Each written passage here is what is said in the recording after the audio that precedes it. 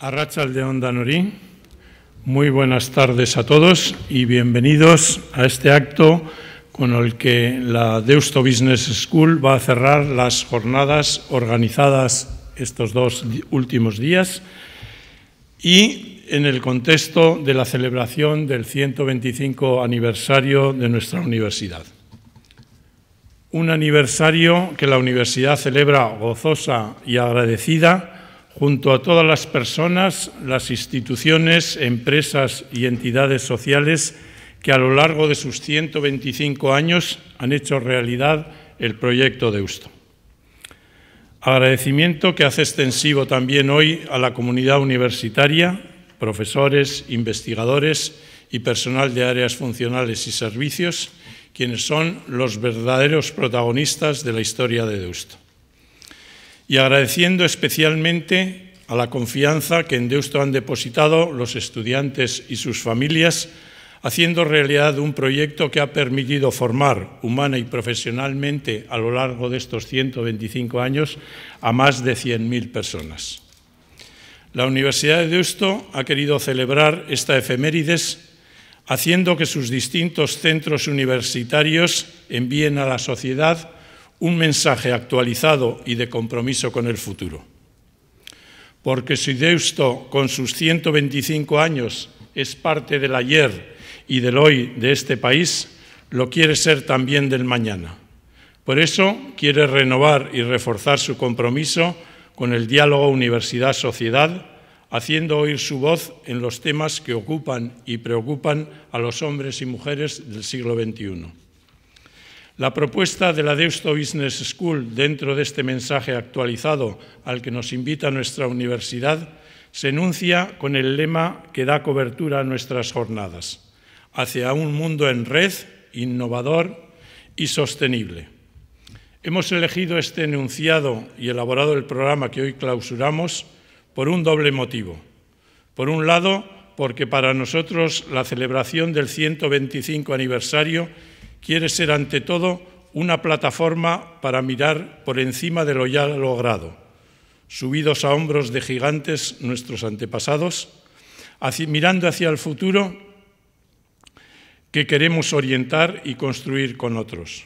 Y por otro lado, porque creemos firmemente que el futuro de la educación se inscribe en ese nuevo territorio, en donde la creación de valor compartido entre empresas y sociedad, las plataformas digitales y en red y la mentalidad innovadora y emprendedora son sus pilares fundamentales.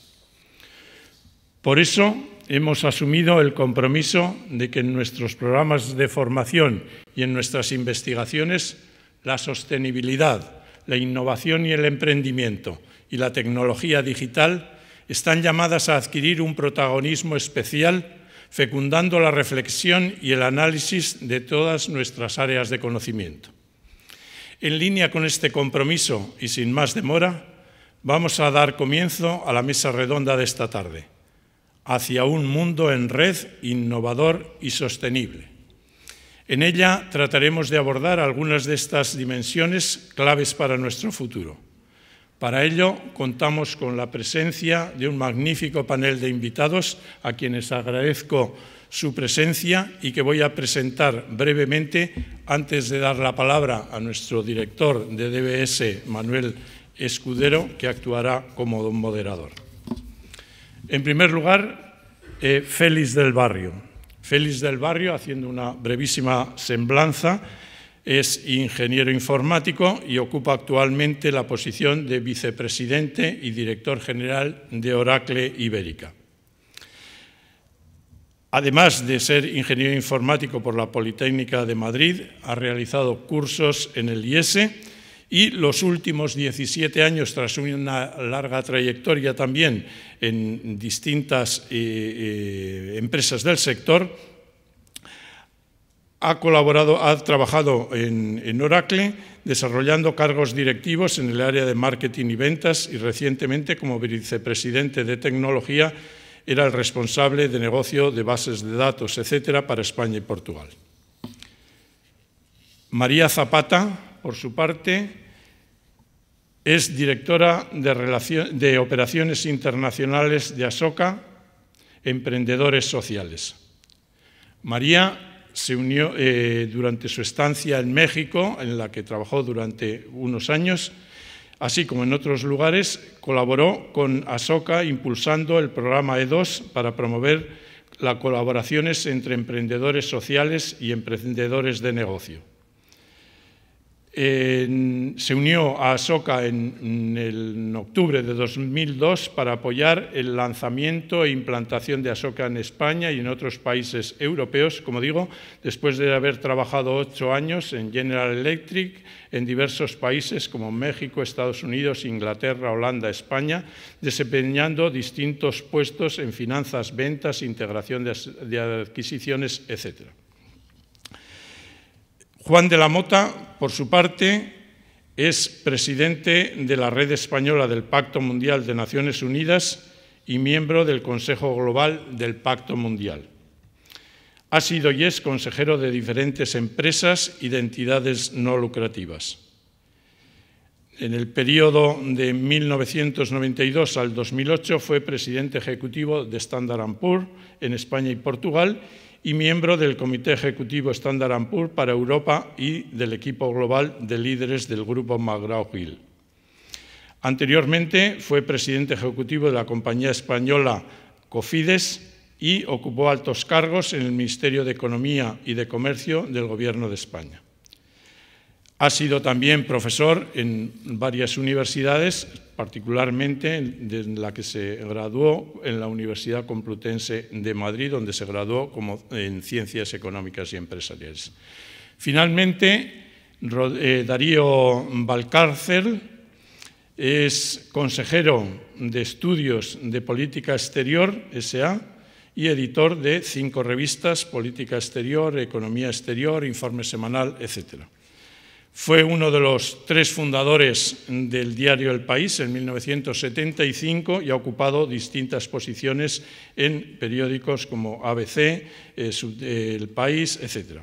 Ha firmado más de 2.000 artículos y editoriales en la prensa española internacional y, por citar un libro clásico, diríamos, en la bibliografía, publicó con Carlos Alonso Zaldívar una conversación sobre Irak.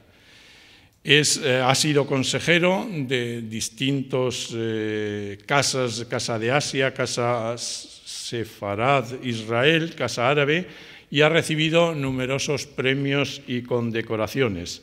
Por citar algunos, recibió el Premio Luca de Tena, el Premio Salvador de Madariaga de la Unión Europea y también ha sido premiado por la Fundación Institucional España y el Club de Exportadores. Y es poseedor de la condecoración de la Gran Cruz de Isabel la Católica, la Legión de Honor, etc.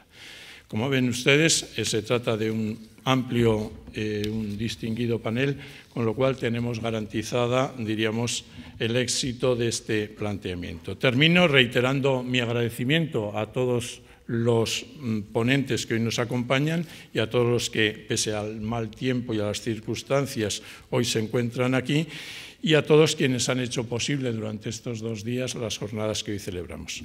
Cedo la palabra al director general Manuel Escudero para que modere la mesa que vamos a iniciar. Gracias. Muchas gracias, decano. Buenas tardes a todos. Muchas gracias por estar aquí.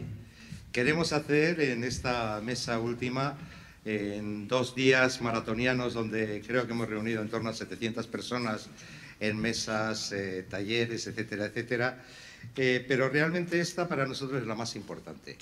Y esto no va a ser una mesa formal. Yo realmente me gustaría que esto fuera una conversación informal pero profunda, en la cual presumiblemente, y así espero, también participen todos ustedes. Para empezar, para asentar un poquito el terreno del juego, porque tenemos, como verán, una mesa de muy distinguidos panelistas, pero que al mismo tiempo cada uno viene de un sector diferente.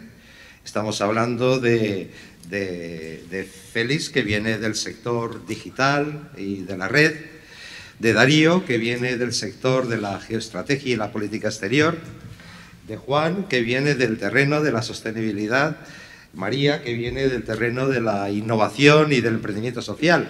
Y bueno, Aquí vamos a realmente hacer una especie de cóctel para ver lo que sale. Pero lo que salga para nosotros es algo muy importante. Miren, pensamos en Deusto Business School que ya no vivimos, o desde luego lo pienso yo, no te voy a meter en ese lío, querido decano, que ya no vivimos en un mundo o en una época de cambios, sino que vivimos en un cambio de época. Estamos viviendo una transición entre una época, la pasada, y otra, futura. ¿Y por qué digo esto?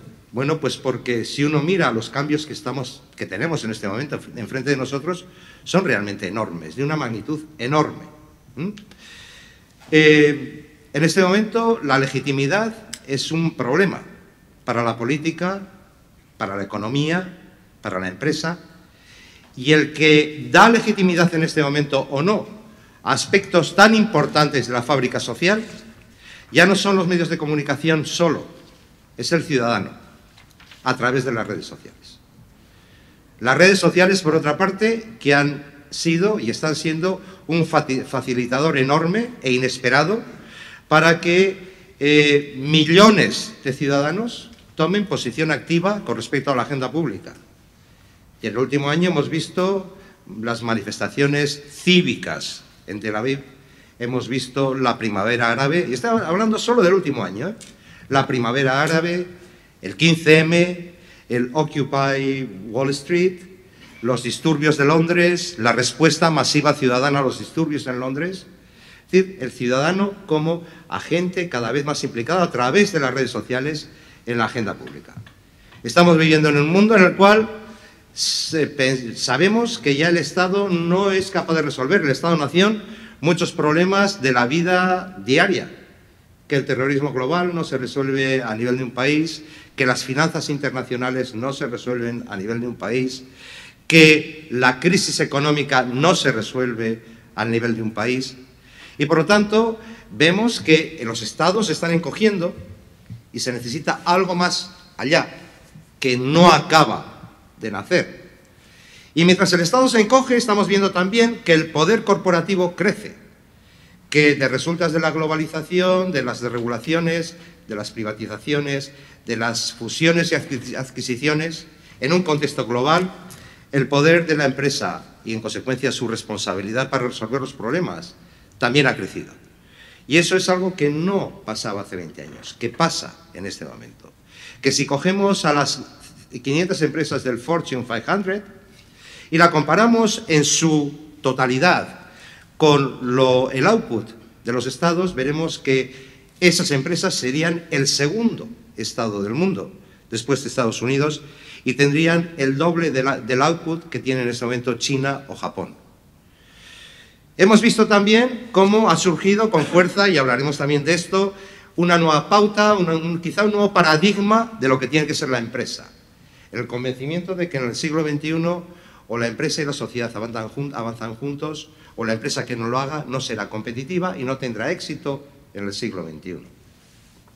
Estamos viendo una crisis mutante, económica y financiera, que en cierto modo nos está diciendo claramente que hay algunas disfunciones y alguna desconexión entre la economía financiera y la economía real.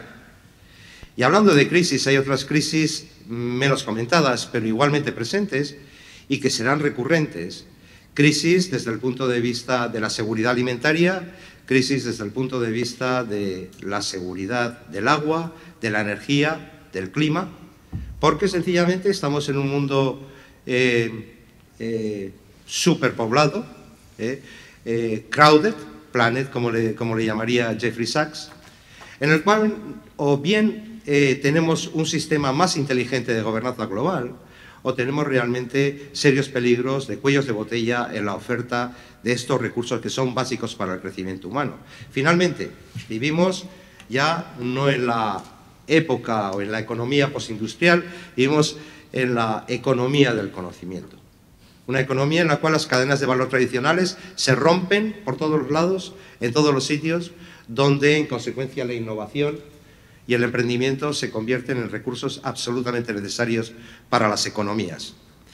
Bien, este es un panorama en el cual yo desde luego no quiero hablar ni de pesimismo ni de optimismo, sencillamente es lo que es lo que tenemos encima de la mesa.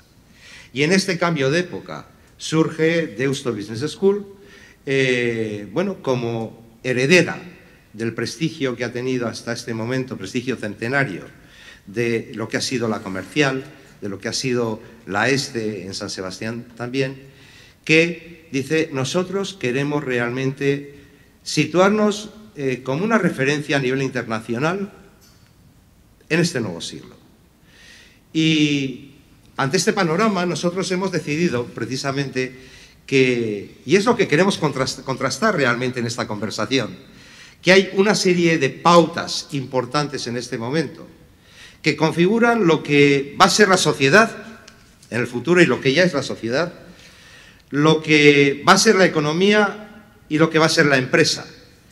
Y por eso hemos definido 4 características de lo que queremos que sea la formación de directivos en Deusto.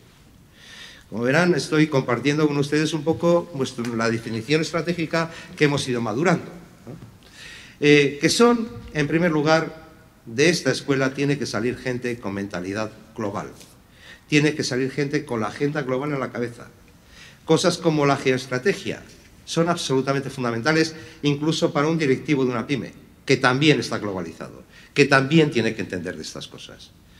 En segundo lugar, que queremos colorear lo que son los fundamentals of management, los fundamentos de la gestión, que tan bien y tan brillantemente se han impartido aquí durante décadas y décadas, con 3 trazos nuevos de esta realidad que yo estaba describiendo en este momento, que son, por una parte, la sostenibilidad, es decir, la convicción de que la nueva ola de innovación en el siglo XXI va a venir de las conexiones entre empresa y necesidades sociales no cubiertas.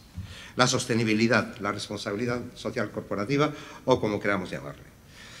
La innovación sería el segundo rasgo, la innovación y el emprendimiento como mentalidad que queremos arraigar en nuestros profesionales, en nuestros participantes en programas, en nuestros estudiantes. Y por último, las redes y las plataformas digitales que están cambiando radicalmente el mundo de los negocios. Por eso entenderán por qué hemos puesto este cóctel encima de la mesa. Y hemos reunido aquí a una serie de queridos amigos para conversar, cada uno desde su punto de vista, de hacia qué mundo vamos. Y si es verdad que vamos hacia este mundo en red, innovador y sostenible. Y entonces me gustaría empezar con una primera pregunta, con una primera ronda de intervenciones, pues de 10 minutos, un cuarto de hora, para que cada uno de nuestros ilustres ponentes se explaye desde su punto de vista de cómo ve las cosas. Y comenzaría con Darío, si me permites, Darío. Vivimos en un mundo evidentemente multipolar. Hemos pasado del G8 al G20 en prácticamente 3 años, ¿no? Ya los players a nivel mundial no son la OCDE o Estados Unidos y Europa, hay otros. Pero sin embargo es un mundo que todavía no tiene una gobernanza multilateral. Tenemos multipolaridad sin multilateralismo. ¿Cómo ves tú el futuro, el desarrollo de este sistema que en este momento tenemos a nivel mundial? ¿Qué va a pasar en los próximos años? ¿Vamos a ver más proteccionismo que ahora o que en el pasado? ¿Vamos a ver una vuelta del Estado? ¿Vamos a ver inestabilidad porque no existe realmente un liderazgo a escala mundial asegurado y unas reglas claras de convivencia? ¿Cuál es tu opinión?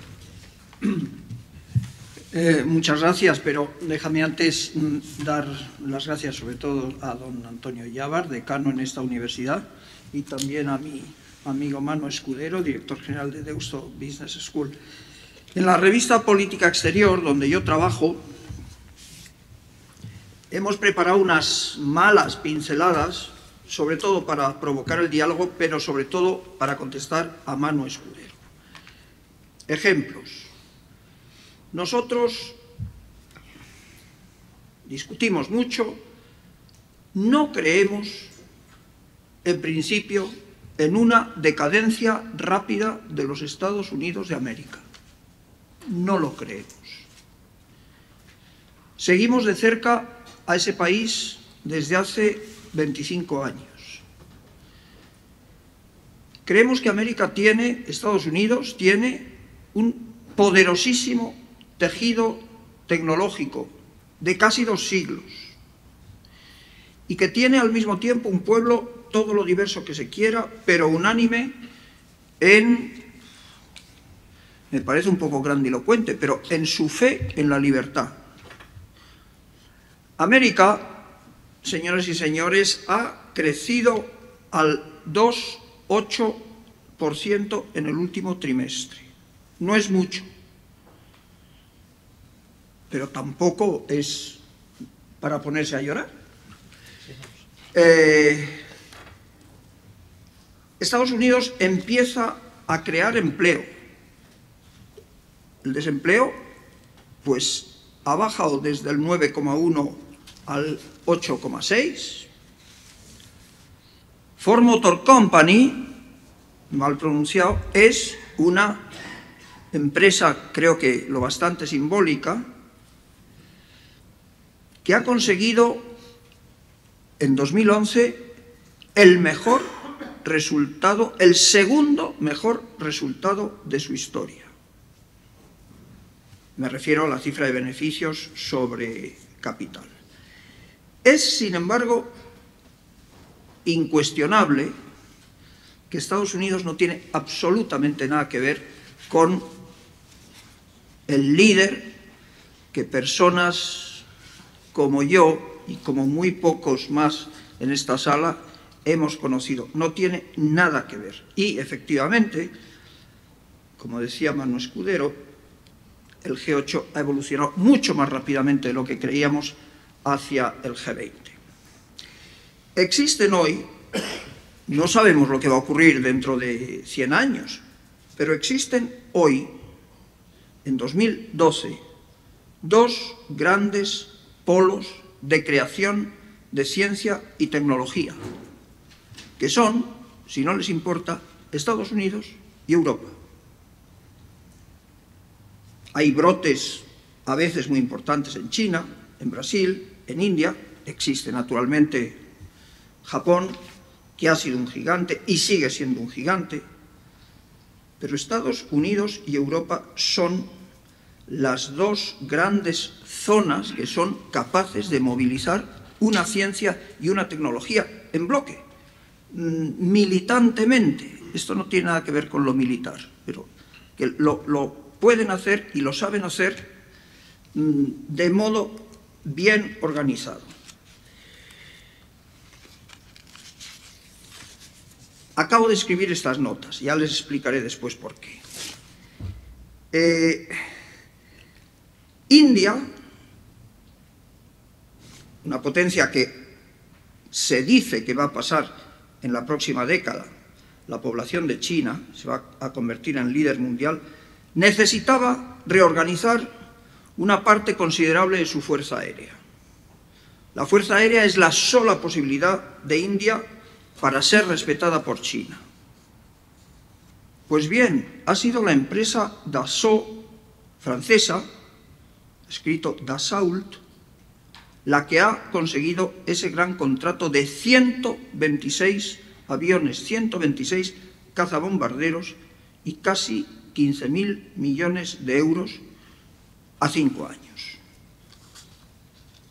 Boeing, Lockheed, también la empresa EADS, de la que España tiene un modesto, pero no tan modesto, 5,8%, que es la madre de Airbus. Estas empresas punteras en el mundo han perdido en favor de Francia. Otros menos importantes, como la sueca Saab o la rusa fabricante del MiG-35, han perdido también. Repito, Francia ha ganado. Entre otros contratos de esa clase, eso sí, de un importe muy inferior, en otros contratos es América la vencedora. Pero quiero insistir de nuevo en esa conclusión, que no es solo una provocación, sino que es un aserto, creo que incuestionable. Hoy, en 2012, se puede, sobre todo, confiar en esos 2 grandes proveedores de ciencia y tecnología, Estados Unidos y la Unión Europea. Oía yo hoy a mediodía que avanzábamos hacia un mundo multipolar con creciente proteccionismo y nosotros estamos firmemente de acuerdo con esa interpretación, digamos, de los últimos 3 años, 5 años. Hay, como he dicho, y es más que obvio, otros centros de poder futuro, Brasil, India, China. No sabemos cómo cifrar ese futuro, no tenemos bolas de cristal, evidentemente, pero quiero decir que no sabemos, no podemos calcular si su maduración llegará dentro de 15 años o dentro de 60. Vamos, también coincido con esta apreciación de Manu Escudero, hacia un mundo en que los estados nacionales no van a perder, sino que posiblemente van a recuperar en los próximos 3-5 años una parte importante de su cuota de poder. Y un punto, esta es creo mi última o penúltima provocación, un punto conexo con todo lo anterior.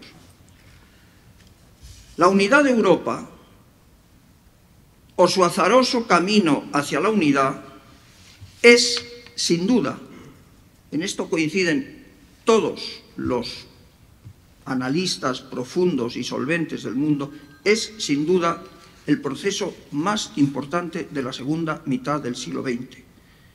Y posiblemente pueda serlo hasta la mitad del siglo XXI.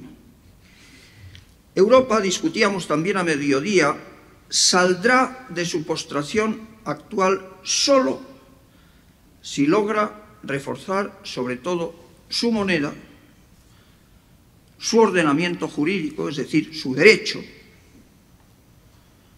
su dispositivo múltiple de ciencia y tecnología al que me refería antes, es un proceso que empieza en la enseñanza de párvulos, y su defensa, un elemento indispensable para defender todo esto. Si no, todo esto, ¿cómo se defiende? No tiene sentido. Otros campos son indispensables, qué duda cabe, desde el esfuerzo energético a la extensión de la creatividad en el mundo farmacológico y en el mundo paralelo de la sanidad. Todo esto es sabido. Pero esos 4 campos, moneda, es decir, economía, derecho, es decir, el respeto de la norma democráticamente acordada, enseñanza, ciencia y tecnología y defensa para defender todo lo anterior, esto es estrictamente esencial. Estos van a ser los 4 territorios en los que nuestro futuro de europeos y de hombres del mundo, Estados Unidos vive pendiente cada día, cada hora de lo que sucede en Europa, van a depender de estos 4 factores, de estos 4 elementos. Esta es mi provocación. Al mismo tiempo, sabemos que Estados Unidos se retira, pero parcialmente, de sus zonas de conflicto, donde Europa le ha acompañado, a veces muy generosamente. Estoy terminando. En Irak la retirada ha sido completa, por razones largas de explicar, pero que se conocen muy bien por todos los que nos escuchan. En Afganistán creemos que la retirada será lenta y parcial, no total. En el Índico hay una misión de la Unión Europea, en Líbano hay una misión de la Unión Europea. Hemos visto el despliegue de 6 meses de la OTAN en Libia y hay una enorme incógnita y terrible incógnita sobre Irán. Me parece mejor parar aquí. Había preparado unas notas larguísimas, además en inglés, en un inglés chapurreado y malo, pero entendible, que están ahí para quien quiera, a su disposición hay 20 y tantas copias, y me parece mucho más útil, como ha dicho Manu, ponernos a la disposición de ponentes y asistentes. A veces mi experiencia me dice que los ponentes cuentan mucho más que los asistentes. Muchas gracias. Muchísimas gracias. Por supuesto, el resto de los miembros de la mesa pueden no interrumpir, sino introducir ideas adicionales cuando les parezca oportuno, con respecto a estas intervenciones. Yo, con respecto a lo que se ha planteado, me da la impresión de que nos estás planteando un mundo, Darío, donde Europa y Estados Unidos están para quedarse, pero para compartir durante el siglo XXI, probablemente, mesa con los emergentes, con India, con China, con Brasil, probablemente con algún otro, y claro, uno se plantea inmediatamente la pregunta, ¿y quién es el líder y qué liderazgo se asegura ahí? ¿Y qué reglas existen de convivencia mundial? Eso abre elementos de incertidumbre, pero otro que también has mencionado, todo esto que mencionas, proteccionismo, etcétera, vuelta del Estado, ¿qué significa para empresas que se están globalizando? Como está ocurriendo con muchas en España en este momento o en el País Vasco, ¿no? Sus CEOs, sus máximos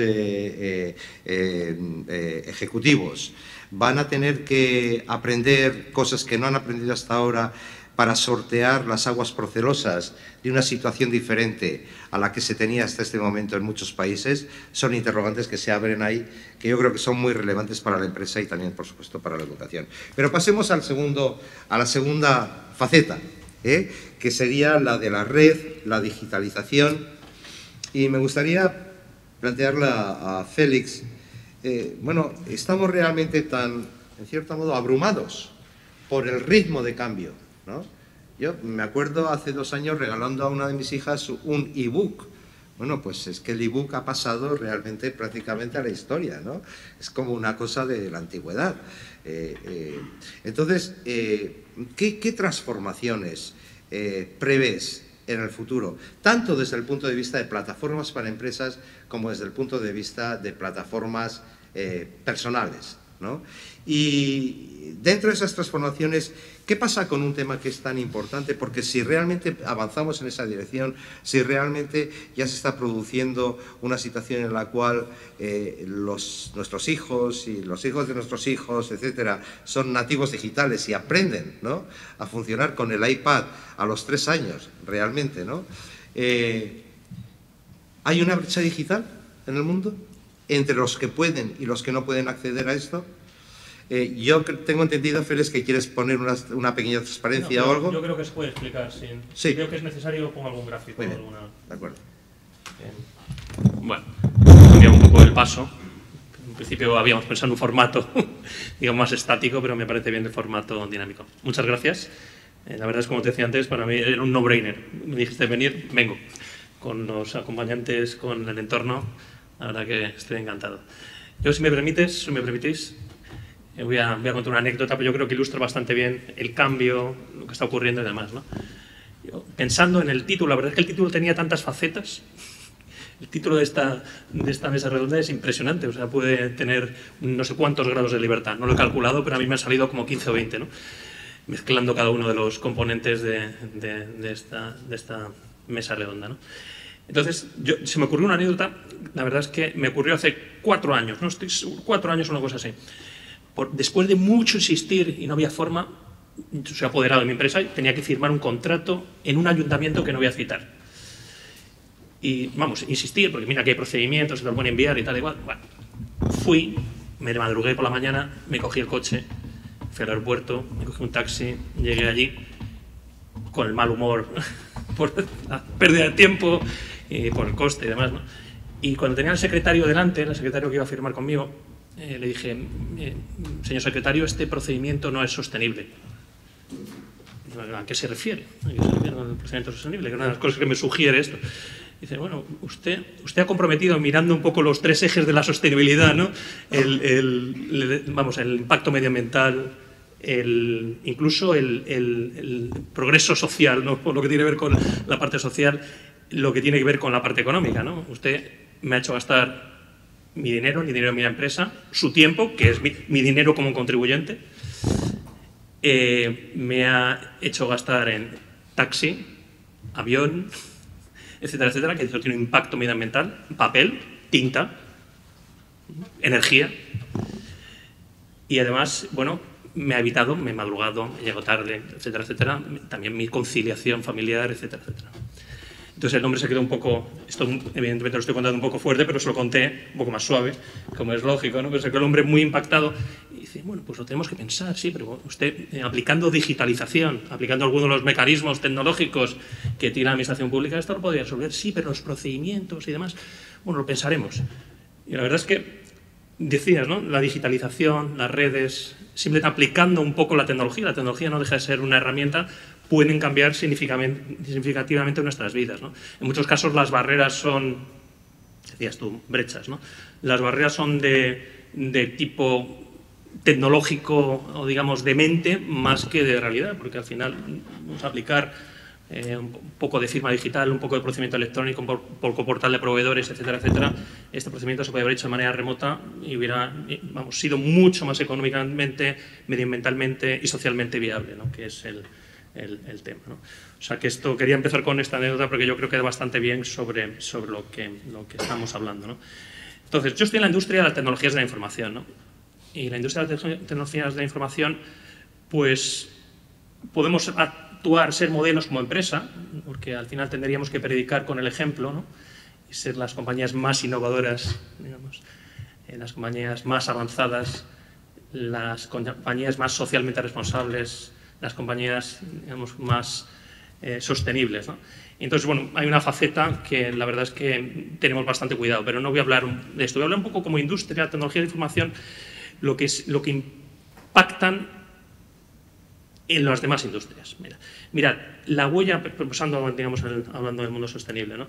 La huella ahora mismo que en emisiones de CO2 equivalentes de nuestra industria, de lo que supone el consumo de los ordenadores, el consumo de los teléfonos móviles, los consumos de las impresoras, etcétera, etcétera, las centrales de comunicación, puede ser aproximadamente el 2% de todo lo que se emite, de las emisiones que hay en el mundo, ¿no? Este 2% está creciendo muy rápidamente. 2% parece poco, pero 2% es lo de digamos, es equivalente aproximadamente al impacto de la industria, bueno, del transporte aéreo, o sea que es un impacto importante. Entonces tenemos mucha preocupación y estamos construyendo cada vez productos mucho más sostenibles y productos mucho más viables, ¿no? a medio plazo, porque al final está demostrado que la sostenibilidad medioambiental tiene, digamos, grandes beneficios económicos, ¿no? Pero, por otro lado, lo que sí podemos hacer es ayudar a los demás a hacerlo mejor, ¿no? Desde el punto de vista sostenible, y simplemente en este ejemplo que estaba utilizando, cambiando átomos por bits, que es en definitiva, como se dice ahora, desmaterializando el procedimiento, hubiéramos, pues probablemente reducido, si esto se llevara a todos los extremos, podríamos contribuir a la reducción de, digamos, de emisiones en el planeta aproximadamente por 5, ¿no? Y esta es una de las áreas donde cada vez más estamos viendo que los drivers de los proyectos de nuestros clientes tienen una faceta de sostenibilidad, ¿no? Y es un tema interesante porque en muchos casos se mide, digamos, la eficacia de un proyecto no solo por términos económicos, sino también por términos de impacto medioambiental, ¿no? De resultados, ¿no? Esto por un lado. Decías de la brecha digital, los nativos digitales, los adoptivos digitales y los que están marginados. Vamos a ver, hay brecha digital, es evidente que hay brecha digital. Hay brecha digital geográfica. Desgraciadamente, donde nos toque, y luego quizá hable María de esto, ¿no? Donde nos toque vivir en este planeta, pues nos condiciona, ¿no? Hay brecha digital geográfica, hay brecha digital que tiene que ver también con el estrato social, ¿no? O sea, probablemente muy vinculado también a la perspectiva o el eje geográfico, ¿no? Y por último, hay una brecha digital de edad. O sea, están los nativos digitales que nacen con iPad. Si hubiéramos sido algunos de nosotros nativos digitales, estaríamos aquí tuiteando la mesa redonda, ¿no? Nativos digitales, los adoptivos digitales, que, bueno, que hacemos lo que podemos con la tecnología, y los que están marginados digitales, que no quieren saber nada de todo esto, ¿no? O sea, que efectivamente hay brecha. Pero si rompiéramos, vamos a ver, la barrera de entrada existe, ¿no?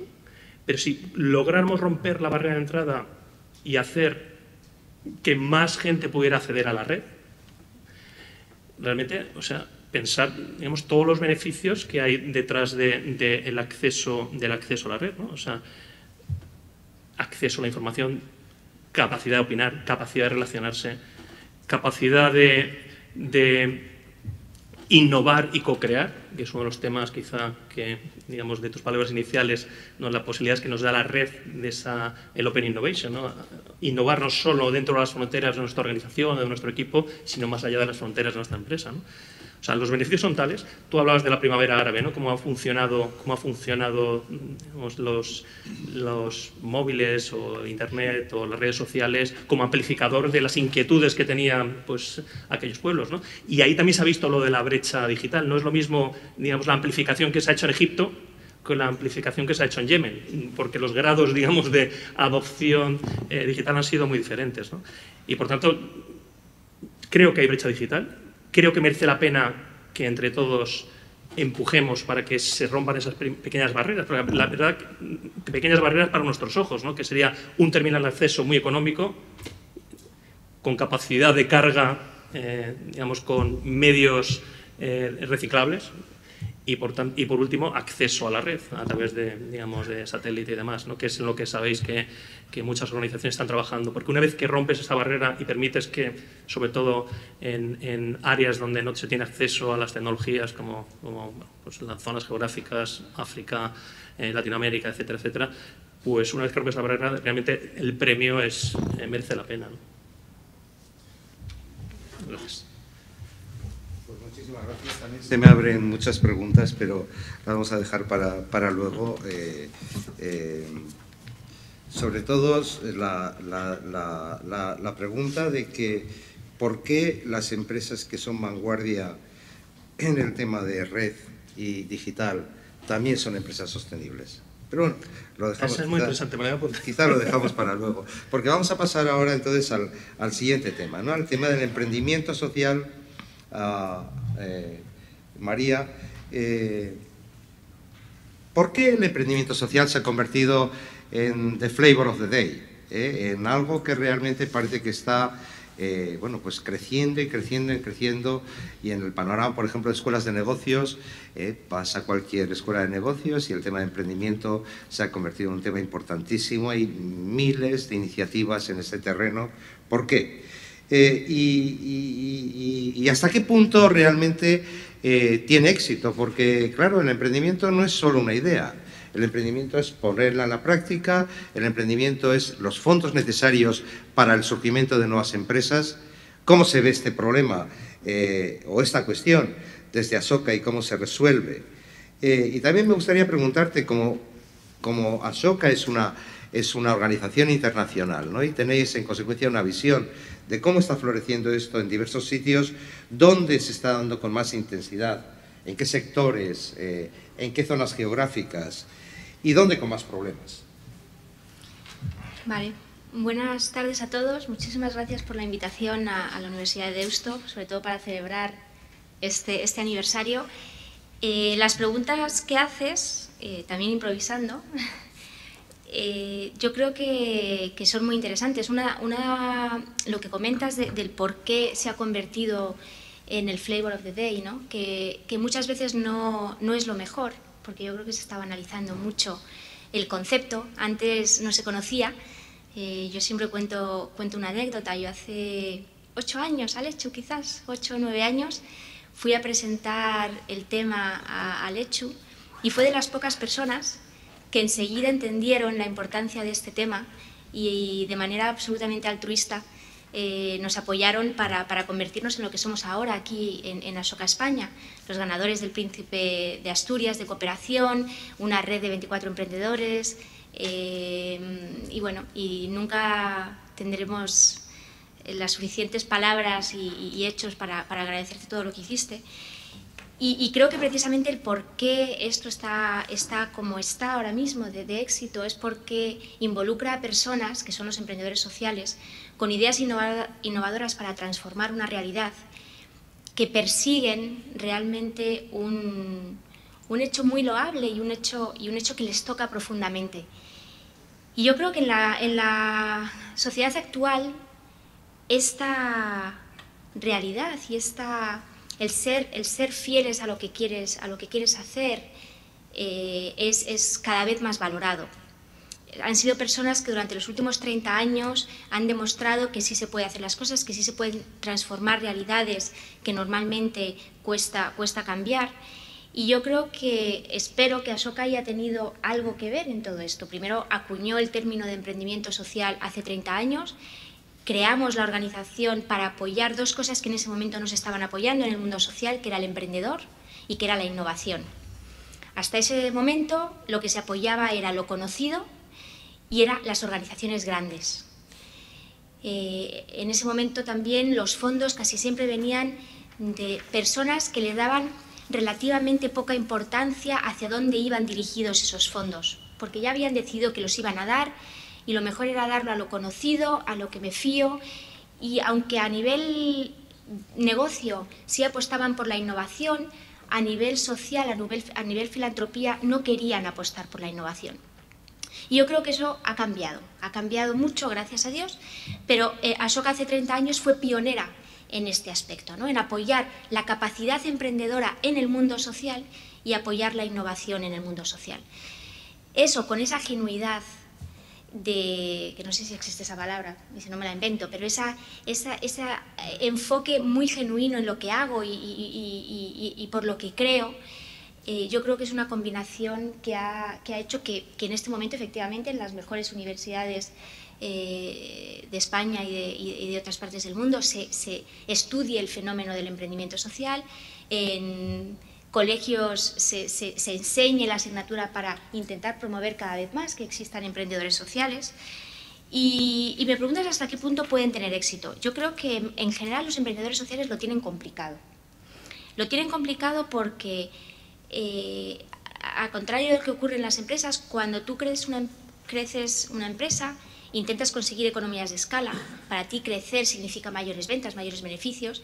Cuando crece un emprendimiento social, lo que consigues es mayores problemas, mayores cargas, mayores necesidades de financiación. Entonces, muchas veces el crecimiento conlleva todo eso, conlleva más problemas, más necesidades de financiación, más carga. Cuando medimos el éxito por tamaño, entonces, obviamente, ahí hay un problema. Me comentabas también, ¿hay financiación? Generalmente no hay financiación para este tipo de cosas. Hay una serie de filántropos que apuestan por estas historias, por estas ideas. Hay algunos gobiernos que están empezando a apostar por estas ideas y yo no hago más que comentarles a los que tienen el poder y legislan que los emprendedores sociales innovadores en realidad son sus departamentos de I+D+I. Es decir, emprendedores llevan 10 y 15 años demostrando modelos innovadores que transforman las realidades, que resuelven problemas sociales y que los gobiernos en muchos casos, si lo hicieran bien y si fuesen listos, se apropiarían, porque los emprendedores sociales casi siempre tienen esas ganas de cederlo, de darlo, de que cada vez más gente se aproveche de ese modelo innovador, se podrían apropiar de estas innovaciones y hacerlas crecer. El casi 80% de nuestros emprendedores, después de 10 años, ha impactado política pública. Es decir, ha conseguido que esas innovaciones se hagan ley y por tanto tengan un impacto aún mayor. Entonces, eso se da, pero no se da a la velocidad que yo creo que se debería dar. Si hay alguien aquí del Gobierno vasco, y si no, empresarios que tengan cercano a este colectivo, a este gobierno, yo les animaría a que lo promovieran y a que lo buscaran. Dentro de 2 meses, Irlanda tiene un evento que se llama Change Nation, que lo que hace es traer 50 innovadores del mundo que van a comentar sus ideas innovadoras en Irlanda para ver cómo organizaciones irlandesas se apropian de estas innovaciones y aprovechan de estas innovaciones.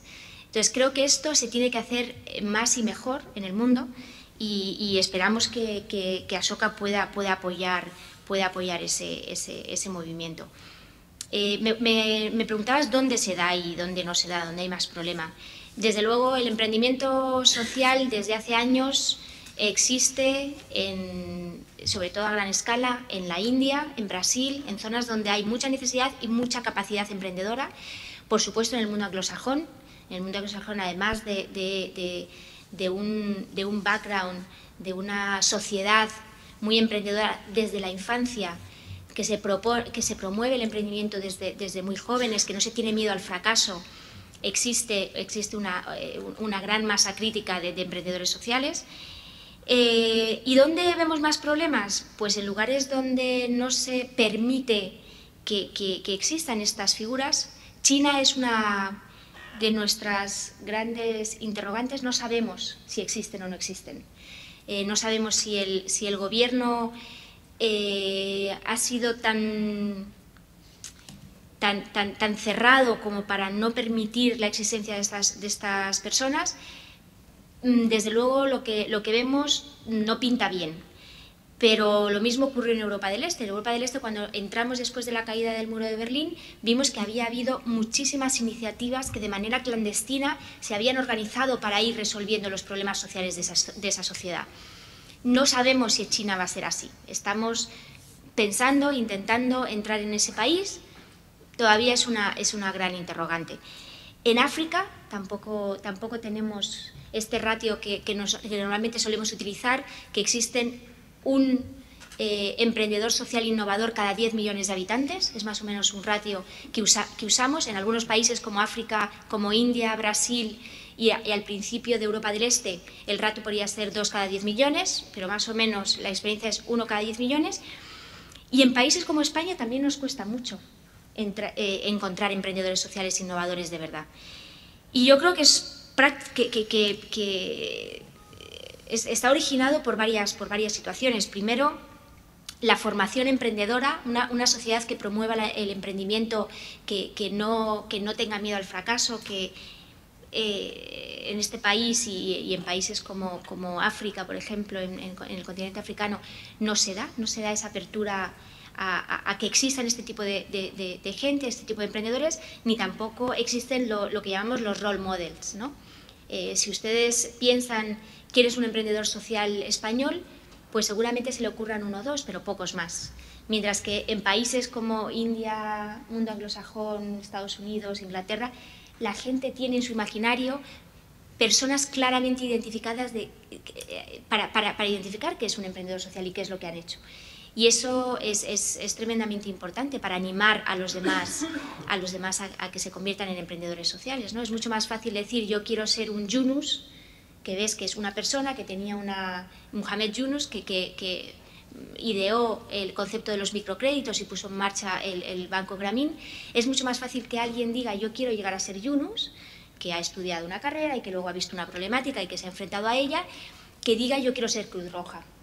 Entonces, es muy importante el tener ejemplos claros de personas concretas que dan esa esperanza a gente, o ese ánimo o esa inspiración para que gente se involucre. Entonces, bueno, podríamos hablar muchas más cosas. Ashoka, me preguntabas, ¿qué está haciendo Ashoka para promover más este tipo de cosas? Pues estamos trabajando desde, que lo hablaremos más adelante, en qué deben aprender los directivos. Estamos trabajando en programas de empatía. Nosotros esperamos encontrar o esperamos inspirar una sociedad donde cada individuo se sienta con la libertad, el apoyo para cambiar aquello que no le gusta, pero es necesario que aquello que no le gusta y aquello que es un problema lo sienta como propio, y para eso es necesario que tenga esa capacidad de empatía. Y parece increíble, pero hay muchos de nosotros que quizá no hemos tenido la facilidad de aprender y de experimentar la empatía. Entonces empezamos muy jóvenes a trabajar con la empatía. Seguimos en otra fase, en jóvenes entre 12 y 20 años, para trabajar el emprendimiento. Hay que aprender a emprender. De nada sirve montar los centros de innovación, los parques tecnológicos y tener infraestructuras porque la gente no llega a ellas, porque los emprendedores, los jóvenes no quieren emprender. El 80% de nuestros jóvenes quieren ser funcionarios. Tenemos un gran problema. Entonces tenemos que empezar a educar en el emprendimiento, a que aprendan a emprender desde que son muy jóvenes. Estamos trabajando con empresas para ayudar a la empresa a identificar, a adaptar sus procesos productivos para dar productos y servicios a una gran masa de gente que es la base de la pirámide, la llamada base de pirámide, que no tienen acceso a estos servicios y productos. y lo que estamos haciendo es crear alianzas estratégicas entre empresas y emprendedores sociales que conocen que tienen todo lo contrario, tienen esa cercanía a esas comunidades, saben perfectamente lo que necesitan. En muchos casos se convierten en las redes comerciales de estas empresas para que estos productos lleguen a esta población. El futuro de las empresas no puede seguir por seguir peleándose por ese margen que puede pagar sus productos. Tiene que ser creativa, tiene que dar servicios y productos a 4 billones de personas. ¿4 billones? Eso es en Estados Unidos, ¿no? Sí, 4.000 millones, perdón. 4.000 millones de personas que no tienen acceso, que viven con $2 o $3 diarios y no tienen acceso a los productos que nosotros podemos comprar, pero sí tienen una capacidad de compra y sí pueden ser consumidores. Entonces, estamos trabajando muy de la mano con empresas y emprendedores sociales que pueden llevar estos servicios a estas personas. Por supuesto, estamos trabajando en cómo dar mayores vías de financiación a este tipo de emprendedores, trabajando con gente como la Oficina de Innovación Social de Obama, que están promoviendo una serie de bonos sociales, porque para esta gente es muy agotador ir detrás de esa subvención. Ellos lo que quieren es que la sociedad entienda que ellos están haciendo un servicio social. Ellos, digo, los emprendedores sociales y muchas instituciones sociales están haciendo una labor social y que lo que necesitan es facturar por ello. ¿Cuánto cuesta insertar a una persona en la sociedad? ¿Cuánto me gano de impuestos por insertarle laboralmente? ¿Cuánto me ahorro en una posible entrada a la cárcel? Y todo eso que se valore, el valor social de esa acción, para dejar de facturar, para dejar de recibir subvenciones y poner la mano y realmente facturar por lo que se hace. Bueno, se podrían hablar de muchísimas más cosas, pero ahí les dejo algunas pinceladas. Muchas gracias, María. A mí me queda, pues naturalmente, otras preguntas, ¿no? Por ejemplo, bueno, el tema de... Hoy hemos dado el premio a la mañana en el taller que hemos tenido con 180 estudiantes de aquí, de la Comercial, o del campus de Bilbao, de DBS, una sesión sobre problemas de la agenda global y ideas de negocios para la agenda global. Bueno, ha salido vencedor una idea que era sencillamente hacer una especie de tarjeta con una gran empresa de electricidad, por la cual el ahorro energético de una familia sería recompensado con una serie de puntos en esa tarjeta. Es decir, cuanta menos facturación, premio a la familia que ahorra energía, ¿no? Y esto luego se distribuiría, bueno, se haría convenios con unas empresas mayoristas o, en fin, de grandes superficies, para que esos puntos significaran descuentos en la compra de tal y cual.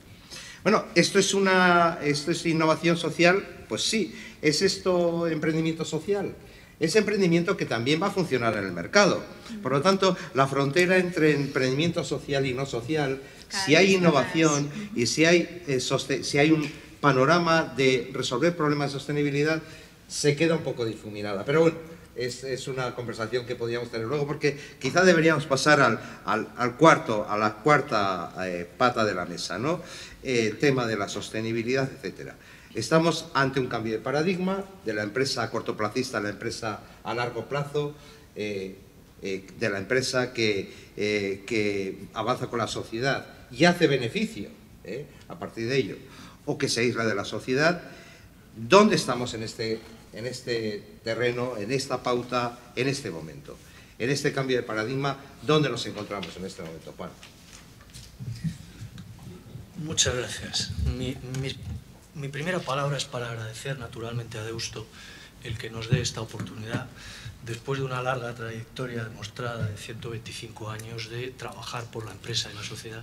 Así que es un placer, en nombre del Pacto Mundial, estar aquí hablando de empresas, que es de lo que voy a hablar yo, porque verán ustedes que el enfoque del Pacto Mundial sobre sostenibilidad es puramente empresarial. Y empiezo por el final.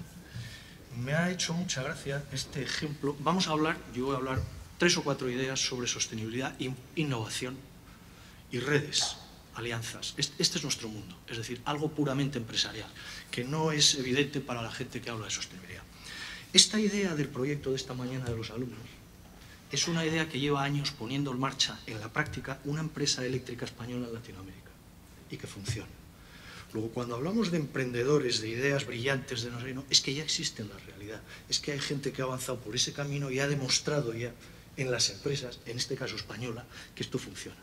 Hay una empresa que a cambio de recoger residuos en Latinoamérica, en medios rurales y medios urbanos, a la persona, que naturalmente son personas sin medios económicos, aportan esto, le hacen un descuento en el recibo de la luz. La misma idea, me ha hecho mucha gracia. Lo cual quiere decir que hay una conexión clarísima entre la gente que está estudiando carreras profesionales hoy, la educación, los que estáis formando hoy y los empresarios del mañana. A lo mejor esto antes no era evidente, ¿no? Cuando digo que la sostenibilidad, la responsabilidad social empresarial y todo esto es una conversación puramente empresarial, no es algo evidente.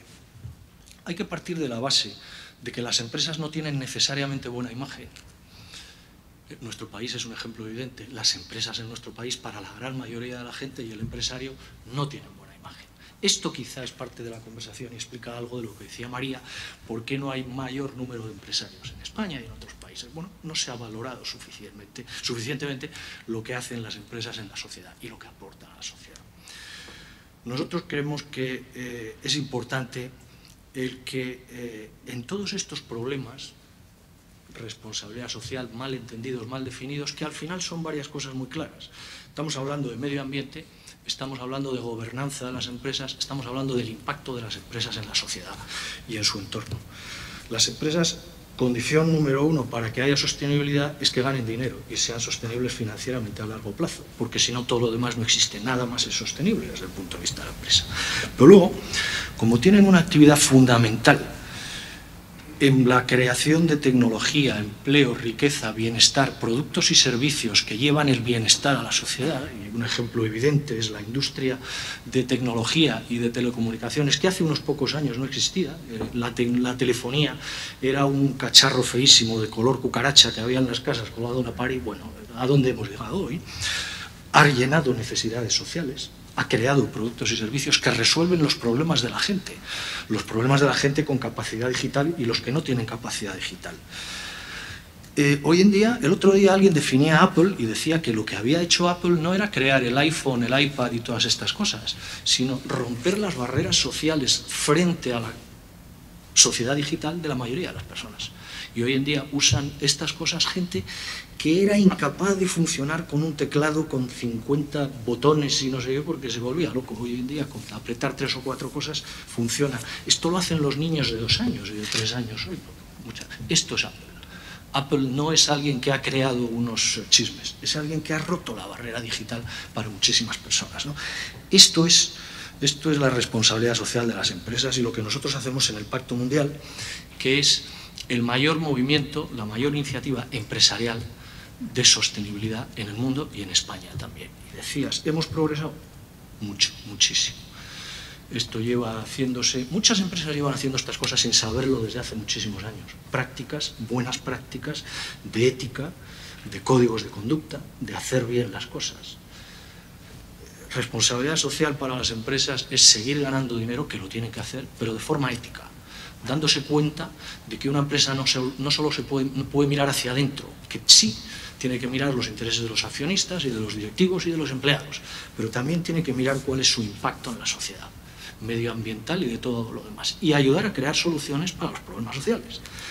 Hace unos años nadie tenía en la cabeza que para hablar de los problemas globales de los países, energía, agua, alimentos, pobreza, educación, desarrollo, que son problemas monstruosos, hemos pasado, hoy somos 7.000 millones de personas.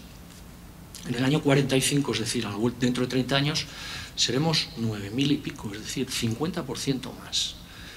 Y no está nada claro cuáles son los mecanismos por los que vamos a poder dar alimentos, energía y todo lo demás a estas personas.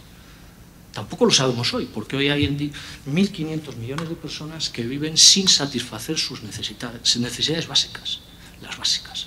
Comer, vestirse y tener una vivienda. Entonces, no era evidente hace unos años que las empresas podían ser parte de la solución de esto. Y hoy en día los gobiernos tienen claro que ellos solos no lo pueden hacer. Jeffrey Sachs, un economista de Harvard, especialista en temas de pobreza, decía y ha escrito de todo el dinero de los gobiernos del mundo, todo el dinero de los presupuestos, incluso antes de los recortes, en épocas de bonanza, no será nunca suficiente para estos problemas de los que hablamos, energía, agua, etc. Hay unas barreras tremendas, porque los problemas son muy complejos, están interrelacionados. El agua, la energía, el medio ambiente, las hambrunas, todas estas cosas, la pobreza, están interrelacionados con temas geopolíticos complejísimos. Es dificilísimo poner de acuerdo a los países para que unos paguen a otros y tomen decisiones en las que hay beneficios a corto, a largo plazo y costes para... Es dificilísimo. Hay un problema de gobernanza global y de toma de decisiones sobre estas cuestiones que influyen en las empresas y en las sociedades, naturalmente. Hay un problema de cortoplacismo, tú lo decías antes, hay una tendencia a mirar los resultados a corto plazo y dejar los costes para el largo plazo, las siguientes generaciones. Con lo cual hay un problema de externalidades. Los economistas llamamos externalidades a costes que no se contabilizan dentro de la empresa y se dejan a la sociedad y nadie lo paga. Los costes son de todos, todo gratis. No hay incentivos suficientes para que dentro de las empresas o dentro de los gobiernos estas cosas se contabilicen y a la hora de poner los costes se tengan en cuenta estas cosas. Un ejemplo evidente es la energía y lo estamos viendo en nuestros países.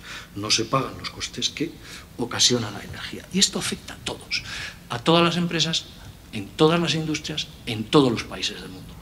Y hay muchas empresas que han empezado a trabajar en esta línea de innovación, se han reinventado a sí mismas, algunas al 100% desde el punto de vista de los productos, de los mercados o de los clientes, con lo que hacían hace 5 años o 10, se han reinventado, se han diferenciado, son más competitivas y ya empieza a haber perdedores y ganadores.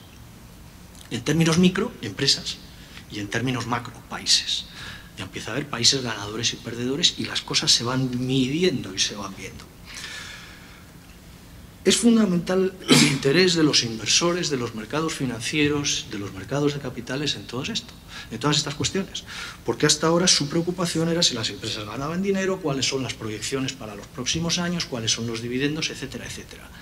Ya hay empresarios de primera línea que cuando van a hablar de estas cosas a los mercados internacionales, en sus roadshows, explicando cómo va la historia de la empresa, les han hecho preguntas de estas cuestiones sobre qué pasa en este tema de medio ambiente de su empresa, qué pasa en lo otro de derechos humanos, de derechos laborales, en su filial de Brasil o en la de la India o esto o lo otro.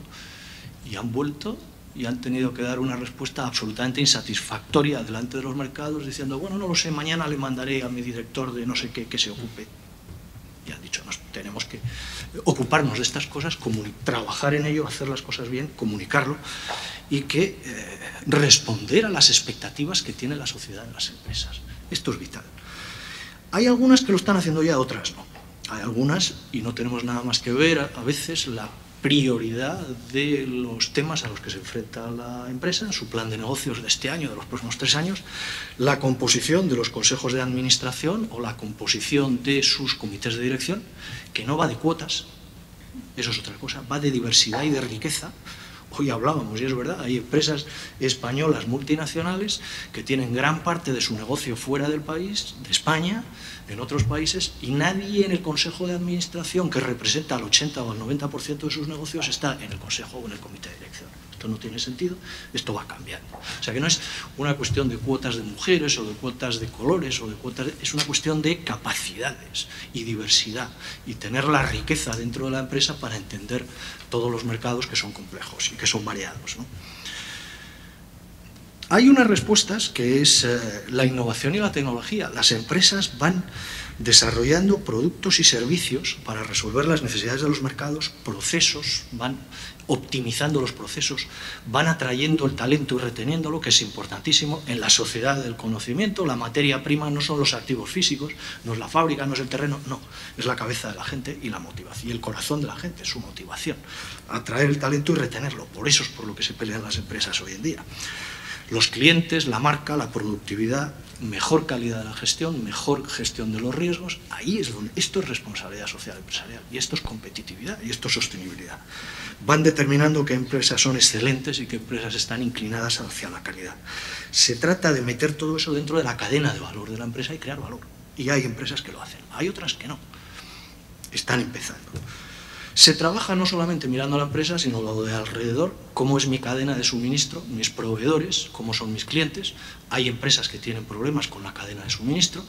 Una multinacional española muy conocida ha tenido problemas serios de derechos humanos en Brasil, que ha resuelto al cabo de varios años de una manera difícil y costosa. Y no era ni siquiera la empresa, era un proveedor. Es decir, la empresa no es solamente lo que hay dentro del edificio social, hay que mirar bastante más allá, ¿no? Nosotros trabajamos con las empresas y con los gobiernos para que vayan pensando en estas cuestiones y vayan pensando que el futuro está aquí ya, el futuro no va a llegar, está allá. Y que una de dos, o eligen este camino de ser proactivos y de analizar estas cuestiones y trabajar en esto, o les vendrá una regulación de fuera impuesta que siempre es mucho peor. Es mucho mejor decir lo que yo quiero hacer en mi empresa que me lo diga alguien y demás. Pero es que ya están regulando los gobiernos en estas cuestiones, ¿no? O sea que es una cuestión de creación de valor, no es filantropía, la filantropía es otra cosa. Está bien la filantropía, y hay filantropía empresarial, pero no es lo mismo. La filantropía empresarial, la mayoría de las veces no se integra en la cadena de valor. Y por eso en Estados Unidos o en los sitios donde la filantropía está desarrollada, en Inglaterra, no suele haber filantropía corporativa, suele haber filantropía individual. Los accionistas de las empresas, Bill Gates y Warren Buffett y todos estos dan dinero suyo. El dinero de la empresa es otra cosa. Por lo tanto, no se trata de convertir las empresas en ONGs. Las empresas tienen que cumplir su misión, que es diferente de las ONGs y de los gobiernos. Y cuando hablaba de redes y alianzas, si no tienen esas capacidades las empresas, tienen que trabajar con los gobiernos y con las ONGs y con los expertos académicos para que les resuelvan estas cuestiones. Y se va avanzando y lo van haciendo. Y hay algunas que lo resuelven, otras que no. Y se han quedado. Algunas se ha quedado en el camino o ha tenido un accidente corporativo que ha perdido el 70% del valor de la empresa en el mercado de la noche a la mañana. Hay ejemplos en todos los países, en todas las industrias, en todos los sectores. Yo creo que no le vendría mal a alguna empresa convertirse en una ONG, así si me dejas. Creo que hay muchas cosas que aprender de ambos mundos, por supuesto. Muchas ONGs tienen que aprender mucho de grandes empresas y creo que la empresa tiene, como tú dices, mirar desde un punto de vista mucho más holístico y tratar de dar beneficios no solo a sus accionistas, que también tienen mucho derecho de tener todos esos beneficios, pero también a toda su comunidad, a toda una población que no están sirviendo. Entonces, cuando hablas de... O sea, yo sí creo que a una empresa tiene que transformarse, que no puede seguir haciendo business as usual como hemos hecho hasta ahora, ¿no? Yo creo que hay una gran trayectoria que recorrer y que justamente cada vez más, como hablaba Manuel, ¿no? Se están difuminando las barreras entre lo que es una ONG, lo que es una empresa, lo que debería hacer cada quien, lo que debería hacer un gobierno. Y yo creo que eso vamos a ir viendo cómo se van difuminando esas barreras. Ya está. Y hay un montón de empresas que tienen y publican informes de responsabilidad social junto a la memoria anual o integrado en la memoria anual en España y fuera de España, donde explican a la gente qué estamos haciendo en esto, en lo otro. Pero yo al tema de antes insisto, tiene que quedar muy claro que una empresa es una empresa, los gobiernos son gobiernos y las ONGs son ONGs y no hay que confundir el papel de cada uno. Y los políticos muchas veces tienden... Recuerdo una sesión como esta con cajas de ahorro. Las cajas de ahorro se inventaron la obra social hace 300 años. Y por ahí empezó su filantropía. Y se levantaron varios y dijeron, no lo vamos a decir en público, pero queremos trabajar como vosotros nos decís, porque por las obras sociales nos capturaron los políticos hace muchísimos años. Y eso no es responsable. Nos han capturado los políticos para sus fines, por no hacer las cosas como por responsabilidad social y sostenibilidad. Pues sí, o sea, la empresa tiene un mandato moral de maximizar el beneficio. El problema es cómo lo hace, o sea, yo creo que eso es importante. Pero bueno, se nos está agotando el tiempo y yo creo que sería interesante pasar a un cierto diálogo con vosotros, con ustedes. Hay muchas preguntas que se han quedado, pero creo que es mejor pasarles el micrófono.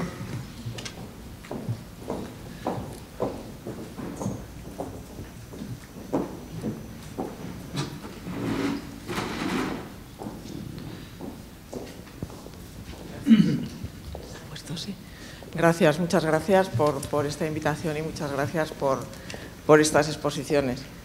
Yo trabajo desde hace años como voluntaria para una organización humanitaria y estoy entusiasmada de que se hable de estas cosas en una escuela de negocios, ¿no? Hace pocos años era impensable que se sentaran en una mesa tal variedad de ponentes y sobre todo que hubiera alguien de una organización humanitaria o de una fundación participando en el diálogo, porque es la vía, yo considero que es la vía de resolver las cosas. Se decía antes que cada uno tiene su papel. Yo considero que las organizaciones humanitarias deberíamos de desaparecer.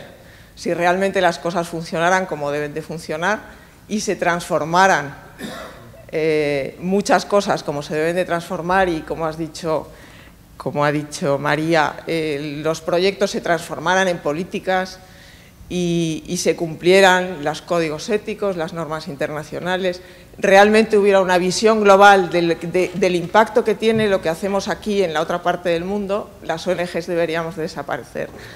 Entonces, felicidades porque me gusta estar aquí, pero la pregunta sería, ¿realmente somos conscientes que por esta vía, que afortunadamente parece que está en marcha y es la que va, que esta vía nos va a quitar muchos privilegios al 20% de los que vivimos y de los que tenemos oportunidades?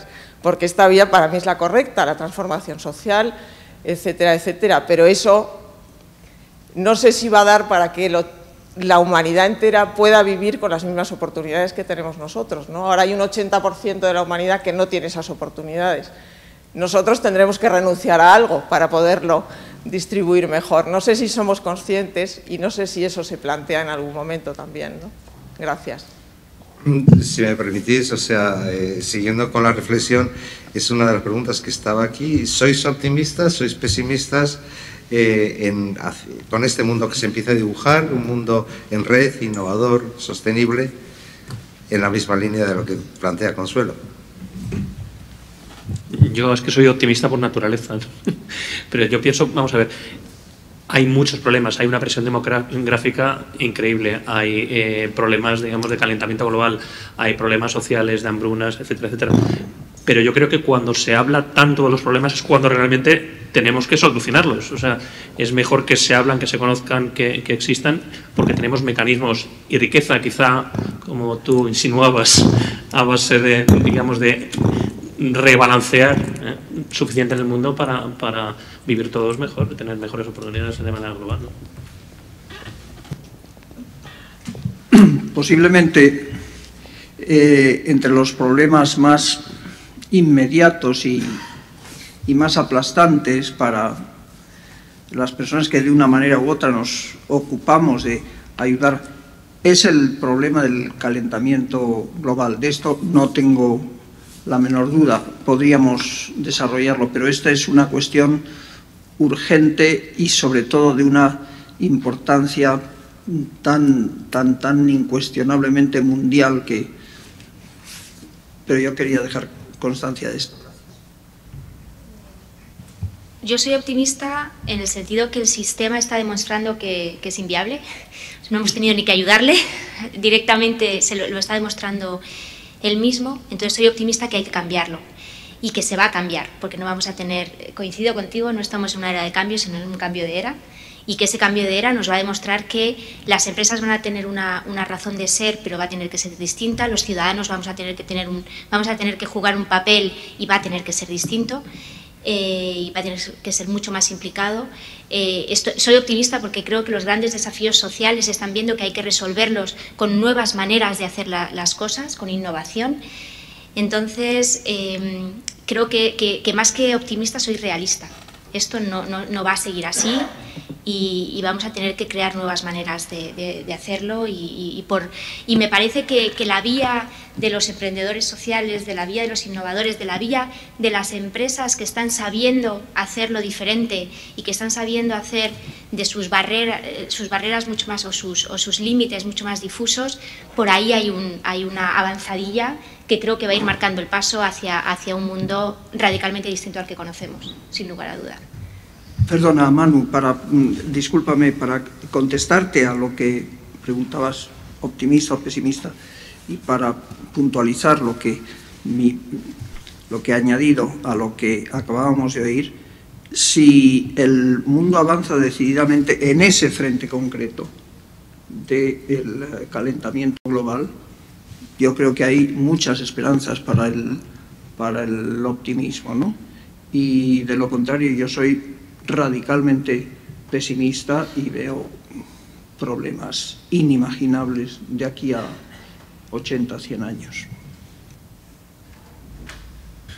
Yo soy totalmente optimista porque, mirando hacia atrás en la historia, he visto vemos que los problemas más terribles se han resuelto con tecnología y con ciencia, en mi opinión. La ciencia ha llevado a que la esperanza de vida en la generación anterior, en 1900, cuando nacieron nuestros padres o nuestros abuelos, en los países de Occidente eran 40 años, hoy en día son 80 y tantos. ¿Por qué? Porque se ha desarrollado tremendamente la farmacia, la cirugía, la tecnología, etcétera, etcétera. Yo creo que la solución de los problemas, y hay otros ejemplos, no es el único, por supuesto, pensemos en el transporte o en las tecnologías de la información y de la comunicación. Es que hace 50 años, 40 años, es que era inimaginable lo que hoy tenemos en la mano. Ha sido una progresión geométrica y todo eso gracias a la ciencia y a la tecnología. Ahí soy muy optimista y creo que la solución de los problemas como el cambio climático tendrá que venir del lado de los científicos, de los alimentos también, de la energía también. Ya nos están diciendo los científicos hoy en día que existen soluciones, lo que pasa es que son difíciles de aceptar para la sociedad. Por ejemplo, los alimentos biogénicos y demás. Hay toda esta discusión sobre la manipulación de los alimentos y de los transgénicos. Muchísimos científicos no tienen ninguna duda que esto resolvería el hambre incluso con el doble de población que hay. Oye, el tema de la energía, lo mismo. Hay científicos que dicen que tenemos solución con algunas fuentes de energía, incluso hasta que empiece la fusión dentro de 40 o 50 años. El problema es que es muy difícil en nuestra sociedad tomar decisiones y, como digo, soy optimista por el lado de la tecnología, soy pesimista por el lado de la toma de decisiones y de los políticos. Les cuesta muchísimo y comprendo, porque las sociedades son muy complejas. ¿Y desde el punto de vista de las empresas? ¿Me lo preguntas a mí? Sí. Yo creo que sí, porque las empresas, incluso en momentos de crisis, lo decíais antes vosotros como ahora, un empresario está todo el día pensando en innovación y en oportunidades de negocio. ¿Tiene riesgos? Naturalmente, por eso se merece un beneficio, porque él ha corrido esos riesgos con su patrimonio personal, su riqueza, etcétera, etcétera. Pero un empresario, como Dios manda, está pensando todo el día en dónde puede tener oportunidades de negocio, y ahora las hay, y se está viendo, y hay sectores, industrias y empresas que están creciendo ahora de una manera importante en determinados sitios, otros no. Incluso en España y fuera de España hay empresas. Las mejores noticias en el mundo económico estos días vienen de la presentación de resultados de las empresas, es decir, los analistas dicen las noticias buenas estos días son micro, las malas son las macro. Claro. Si me permites, un exministro español reciente, Miguel Ángel Moratinos, acaba de ser nombrado con sede en Qatar, responsable de una oficina al frente de la cual está Qatar, también Arabia Saudí, también Estados Unidos, también Naciones Unidas, de una gran oficina sobre los problemas gigantescos de alimentación que países muy grandes como Arabia Saudí, países más pequeños como Qatar, o Emiratos, o Kuwait, o Omán, tienen en este momento. Bueno, pues ese gesto hecho, insisto, no solo por Qatar, que es un país tercer productor de gas licuado del mundo, pero me parece que 400.000 habitantes. Ese avance gigantesco que se ha hecho hacia la procuración de alimentos y la organización del agua, que tenga detrás a toda la península arábiga y, insisto, y a Estados Unidos y a las Naciones Unidas, todo eso me parece mucho más que un gesto, son datos a tener en cuenta y a seguir y a observar, ¿no?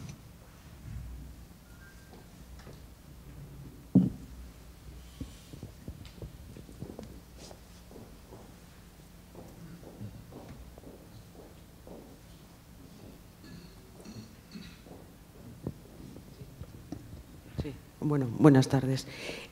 Yo no sé si ha sido intencionadamente o simplemente que no está. ¿Qué pasa con Rusia? O sea, no lo habéis mencionado ni María ni Mario, ninguno de los dos. O María lo ha mencionado como un país del este.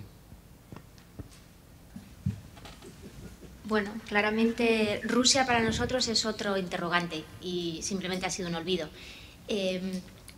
Pensamos que está muy parecido a la situación de China. Llevamos tiempo intentando, primero, encontrar personas que nos ayuden a financiar el lanzamiento del programa allí. No es fácil. Tampoco tenemos muy claro cómo nos van a recibir una vez vayamos allí, porque hay que tener en cuenta que los emprendedores sociales suelen meter el dedo en la llaga y suelen meter el dedo en los ojos de muchos gobernantes. Entonces es uno de esos grandes interrogantes en los que entramos de puntillas o intentamos entrar y todavía no hemos conseguido grandes avances. Pondría exactamente en el mismo paquete que China, ¿no?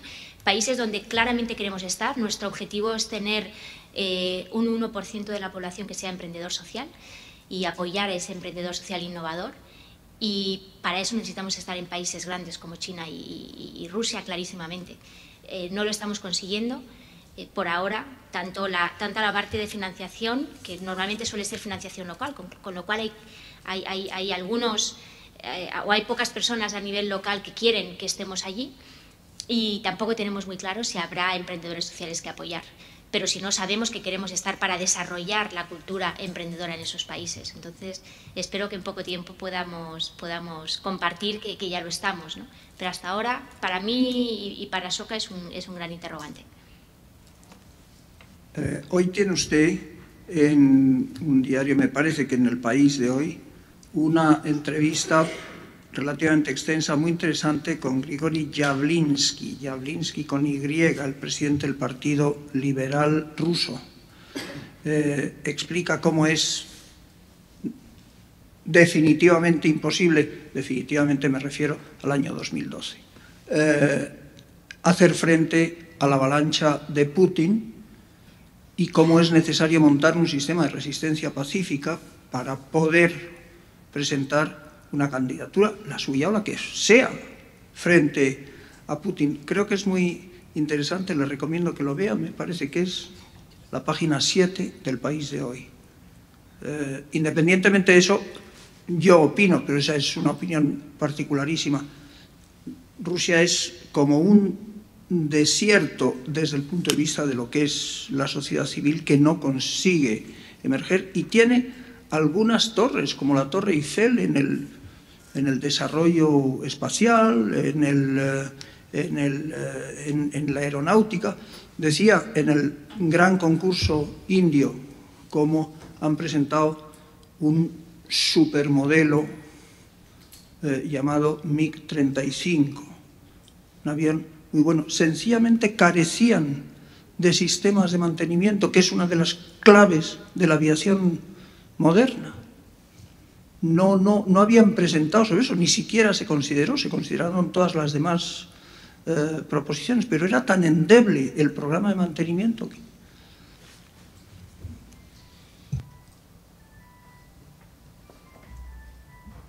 ¿Alguna otra cuestión para compartir? Pregunta. Yo la verdad es que tengo una que me gustaría planteársela a nuestros cuatro participantes en esta recta final, y es que, bueno, si estamos viendo que el mundo avanza en esta dirección de un mundo en red, innovador, sostenible, ¿qué tienen que aprender? ¿Qué atributos, qué competencias, qué habilidades tiene que aprender la gente que salga de Deusto Business School y de las otras escuelas en el mundo para realmente estar a la altura de las necesidades, de los retos y de las oportunidades? ¿Qué recomendaciones nos dais? Bueno, yo, aparte de los 4 ejes de la Deusto Business School, que yo creo que están muy bien seleccionados, el mundo global, el mundo de innovación y sostenibilidad, la verdad es que están excelentemente seleccionados. Yo creo que es muy importante en el directivo moderno el estar abierto, o sea, el escuchar, el observar, en mirar lo diferente, porque es muy fácil observar lo igual, porque observamos diciendo que sí, ¿no? Observar lo diferente, observar otras generaciones, observar otras culturas, observar otra forma de ver las cosas. Pero realmente, si se observa esto, se tendrá éxito en la empresa.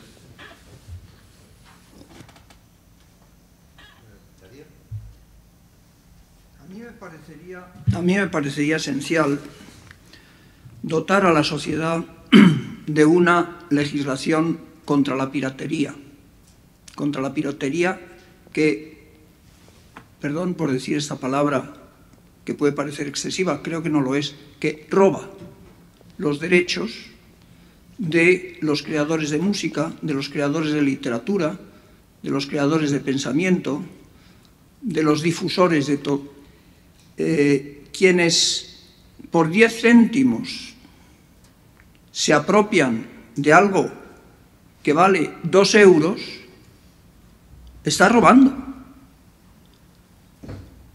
Creo que es una cuestión tan central, tan capital, donde España, por cierto, tiene un puesto de deshonor entre las naciones peor calificadas en la famosa lista del Departamento de Comercio de Estados Unidos, la lista 301, llamada la... Bueno, no vamos a decir cómo. Me parece que ese es un punto esencial del que hay que hablar, hay que dejar esa cuestión en una reunión como esta. Sin ese asunto tratado, al menos enunciado, creo que esta reunión podría quedar un poco más incompleta. Para mí, nuestra experiencia es que, por supuesto, cuando hablo de las empresas y de lo que hacen, están lejos de la perfección. No soy yo el que va a defender esto, en absoluto. Hay muchísimo que mejorar. Y, por supuesto, que hay tramposos. Hay algunos que hacen cosas de estas de manera puramente cosmética y por imagen. Vamos a hacer esto para parecer bien. Bueno, gracias a Dios, una de las consecuencias de la crisis ha sido que la mayoría de estos presupuestos se los ha llevado. El que no creía que estas cosas eran parte de la estrategia y de la toma de todas las decisiones en las operaciones de las empresas, la mayoría de estos presupuestos se los ha llevado por delante de la crisis. Cosa que es ha sido una buena operación de saneamiento y se ha quedado lo genuino, lo legítimo y demás. Las empresas tienen muchísimo que hacer, pero yo creo que están delante en general del sector público. Esta es nuestra consecuencia o nuestra conclusión. En los 140 países donde estamos organizados y trabajando, en general al sector público le falta liderazgo, ejemplo, con sus propias operaciones, como alguien que forma alumnos, como alguien que trata enfermos en los hospitales, es decir, que tiene... no se va a preocupar de si hace esto de una manera ética y teniendo como primera meta a lo mejor no los intereses de los políticos de turnos o de los sindicatos de empleados y demás, sino los clientes de los hospitales y los clientes de las universidades, escuelas de negocio, primaria, secundaria, etcétera. Es decir, el sector público tiene que preocuparse mucho de esto y de poner unos incentivos con la regulación para que las cosas vayan favoreciendo a los buenos, no solamente penalizando a los malos, sino que se vayan destacando los buenos. En mi opinión, uno de los problemas de Rusia importantes es que todo esto no existe. Rusia ha dado marcha atrás respecto a los otros países emergentes, al resto de los BRICS en los últimos años, porque todo esto ha ido hacia atrás. El imperio de la ley, la seguridad jurídica, la confianza de los contratos, la separación del poder legislativo del jurídico, todo esto ha ido para atrás. Y por esto en Rusia las empresas se han retirado, sencillamente no hay, solo quedan las de ahí. Para mí el papel del sector público es importantísimo por sí mismo, aplicando esto dentro de ellos y enfocando y guiando y dando liderazgo y incentivos a las empresas. Mejoraremos muchísimo el día que en general vayan comprendiendo esto y lo vayan aplicando. Yo, si te he entendido bien, buscas qué cosas tienen que aprender los directivos del futuro, ¿no? Creo que tienen que aprender a... Perdón, es que era simplemente para saber si había entendido. Tienen que aprender a trabajar más y mejor en red, y para trabajar más y mejor en red supone que tienes que give up, ¿no? Que renunciar a parte para ser un todo mejor, y eso hay pocos directivos que lo saben hacer. en este momento, ¿no? Porque estamos programados para más y mejor, más beneficios, más. Y yo tengo que generar más beneficios, en lugar de decir nosotros en conjunto tenemos que generar más beneficios. Entonces, hay que hacer una desprogramación muy importante o un aprendizaje a trabajar en red con distintos actores. Estamos muy acostumbrados a trabajar con el mismo tipo de actores, otra empresa que es parecida a nosotros y tal. No, hay que aprender a trabajar con distintos actores que van a ser necesarios para ese beneficio compartido futuro. Creo que claramente hay un reto en cómo van a manejar sus recursos humanos. Los jóvenes vienen programados de otra manera. Son multitasking, están metidos en 17 cosas a la vez, pueden tener tres pantallas y tal, no puedes mandarles a base de yo soy el jefe y ahí está la jerarquía, ¿no? Hay que cambiar absolutamente la manera de liderar a nuestros jóvenes. Yo por lo menos, no sé si ustedes tienen esa misma experiencia, pero yo claramente entiendo que soy de otra generación, la generación del esfuerzo, de los que hacíamos prácticas gratis porque queríamos estar ahí. Vienen programados con otro código y hay que aprender a involucrarles, a que sean activos, a que sean... y yo creo que el liderazgo de los directivos tiene que cambiar radicalmente. Hay que promover el intraemprendimiento en las empresas, hay que promover que sean las innovaciones que vengan de nuestros propios empleados. Nosotros tenemos una serie de programas para ejecutivos que se insertan en programas de nuestros emprendedores sociales para conocer otras realidades, porque de ahí van a venir las innovaciones y las oportunidades de negocio del futuro. De esos vértices entre lo empresarial y lo social, entre lo empresarial y lo público, entre lo social y lo público. En esos vértices van a venir las verdaderas innovaciones y el verdadero avance, y si no lo conoces no vas a saber innovar. Para innovar tienes que conocer la realidad, tienes que conocer los problemas para que se te ocurran oportunidades. Entonces, los nuevos directivos tienen que aprender a crear los caldos de cultivo de intraemprendedores en las empresas y tienen que dar la posibilidad de que estas personas conozcan, más allá de mirarse el ombligo internamente qué es lo que está pasando en mi empresa. Y muchas de esas oportunidades vendrán, como digo, en los ejes, ¿no? En las energías renovables, el eje de lo social con lo empresarial, en las cadenas híbridas de valor que nosotros proponemos, de emprendedores sociales con empresas, haciendo viviendas de otro tipo para otro tipo de población, o haciendo sistemas de riego en lugar de para grandes hectáreas, para milpas pequeñitas de 1 hectárea. En fin, esos ejes son importantísimos, explorarlos y explotarlos. Y por supuesto yo creo que el tema de la empatía es fundamental. Vamos a un mundo donde cada vez más las personas te van a rechazar si eres un tipo insoportable, que no sabes comunicar, no sabes compartir, no sabes inspirar. Entonces, el tema de la empatía para nosotros vemos que es un eje fundamental en los directivos del futuro, y que esperemos que los pillemos a todos en las guarderías y en los colegios enseñándoles o permitiéndoles que experimenten esa habilidad. Pero a los que no hemos pillado ya hay que pillarles en Deusto para que la experimenten y la pongan a prueba. ¿Me dejas añadir una cosa? Perdóname en un segundo, porque en relación con el tema de las universidades, buenas noticias. Nosotros dentro del Pacto Mundial tenemos una red de la que forman parte, y tú conoces muy bien, Manu, porque has trabajado en ella, forman parte decenas, si no cientos, de las mejores escuelas de negocios de todo el mundo y universidades de todo el mundo, incluidas las españolas, gracias a Dios, las escuelas de negocio, no tanto las universidades públicas, que van bastante más atrás, donde han tomado la decisión voluntariamente de formar a los directivos empresariales del mañana, incorporando todas estas cosas de las que hemos hablado hoy. Un día hicimos una sesión con universidades públicas y escuelas de negocio, por un lado, en España, ESADE, IES, Instituto de Empresa, etcétera, etcétera, y universidades públicas. Nos decían, claro, es que las escuelas de negocio pueden hacer esto porque tienen mucho dinero. Decíamos, bueno, vosotros tenéis el presupuesto entero detrás. y a las universidades, las escuelas de negocio, nadie les regala el dinero, se lo da la gente que cree, sus alumnos, y es un dinero importante porque creen que tiene valor y les añade valor. Vosotros tenéis unos costes oscuros que nadie conoce, que os vienen de los impuestos y que no se sabe muy bien, bueno, sí sabemos muy bien los resultados de unos y de otros y demás, pero esta era su visión, la de los públicos frente a los privados, ¿no? Sencillamente tienen mucho que avanzar y gracias a Dios las escuelas de negocio españolas están a la cabeza del mundo y van haciendo esto.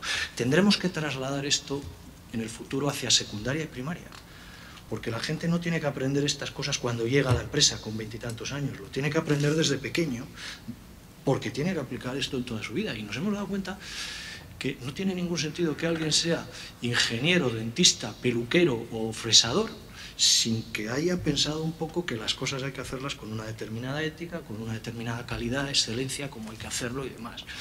Y es increíble que en países como España tengamos una una enseñanza pública o privada que pone el foco en cosas muy poco prácticas. Hasta hace muy poco, hasta antes de la crisis, la mayoría de la gente con grado universitario en España no sabía lo que era una hipoteca, no sabía cómo se hacía la decisión financiera más importante de su vida, que posiblemente es comprarse una casa. Y no sabía de qué le estaban hablando en el banco, firmaba un contrato sin leerlo. Se han ido aprendiendo estas cosas poco a poco con dolor. Pero la mayoría de la gente salía de la universidad sin estar preparada para hacer frente a las necesidades de la vida práctica, tener un mínimo de conocimiento del sistema jurídico, del sistema económico, etcétera, etcétera, ¿no? Esto es formación práctica, y esto las escuelas de negocios sí lo entienden, pues son muy prácticas. Pues muy bien, pues muchísimas gracias a los cuatro. Yo creo que nos quedamos con ideas que nos habéis planteado, espíritu crítico, intraemprendimiento, y por supuesto yo creo que por la mesa, por lo que yo deduzco, el posicionamiento que tenemos en Deusto Business School es bueno, es adecuado, sin duda hay mucho que avanzar. Muchas gracias por participar en esta mesa y muchas gracias a ustedes por participar en este último evento con el cual cerramos la conmemoración del 125 aniversario por parte de Deusto Business School. Muchas gracias.